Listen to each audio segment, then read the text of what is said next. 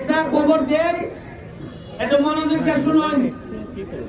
আজকে আর কালকে আপনারা আমার সাথে কেউ সেলফি তুলতে পারতেন না, কারণ আমি একটা খবর পাইছি সিরিয়াসলি যে 2-3 দিনের ভিতরে একটা গ্রুপ ঘুরতেছে আমার মারবার লাগি। যেভাবে আমি পাইছি, আমার সিকিউরিটি আমি বিশ্বাস করি উপরে আল্লাহ নিচে আমার এলাকার মানুষ। অন্য কেউ হইলে হয়তো আজকে মাঠও আইল না, আমি মাঠও আইছি। আমি চাই মরলে, আমি সোনাঘাটটা মরলে সবচেয়ে বেশি খুশি মধ্যে অন্তত আমার মাটিতে, আমার যেন আমার সবকিছু আমার মাটিতেই হয়। তাও আমি ভয়ে আমার কোনো কিছু কাজ আমি বন্ধ করবো না। শুধু আপনাদেরকে বলবো, আমি একটা এক্সট্রা সিকিউরিটি আপাতত যে কোনো কেউ আমি শরীরের কাছে এলাও করবো না। আপনারা আপাতত আজকে কালকে সেলফি তুলবেন না, কারণ গেলে ফিরানো যায় না। এখন অনেকে কে কোন মন নিয়ে যায় বোঝা যায় না।